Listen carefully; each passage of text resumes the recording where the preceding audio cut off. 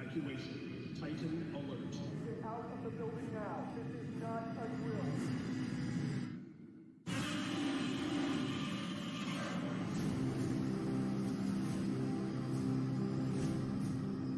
I think one of the most exciting things about doing a Godzilla movie is being able to take a different approach to Godzilla in the same way that the original films did.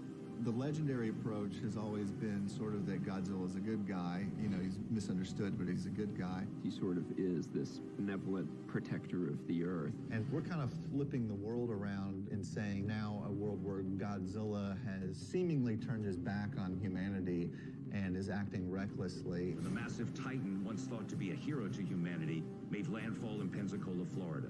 This film starts after 3 years since the last encounter with the Titans.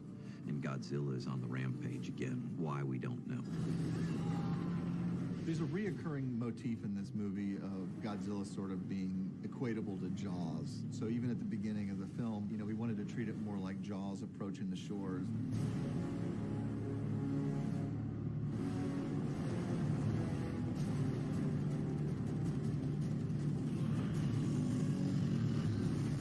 My absolute favorite thing that I was always looking forward to in the movies was Godzilla using his breath.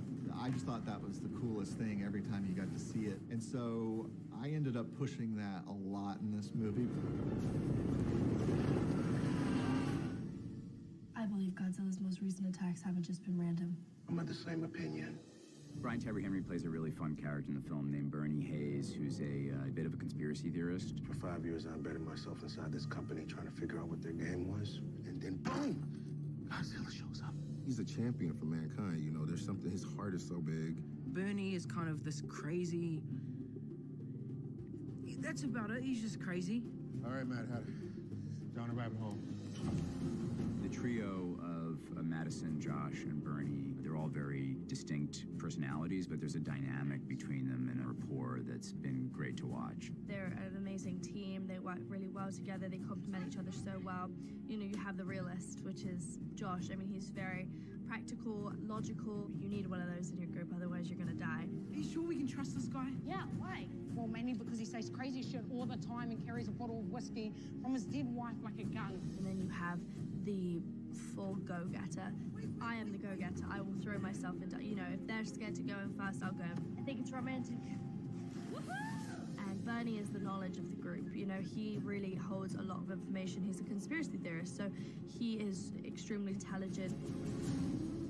I would just like to know what it was like to work with the Godzilla. Is that what we're filming?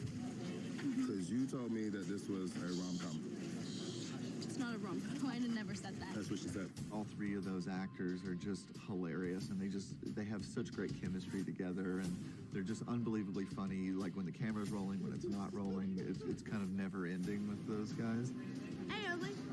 The two of them have actually brought out the wacky side of me, you know what I mean? Like, because we have fun. The cast has just been unbelievable, behind the scenes and on camera. You going in? Yeah. I can't wait to fight this because I'm built from it. This is like the heavyweight champion of the world fight. It's basically two giant monsters fighting.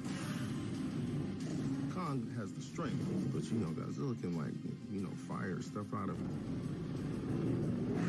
This is the most epic battle of all time.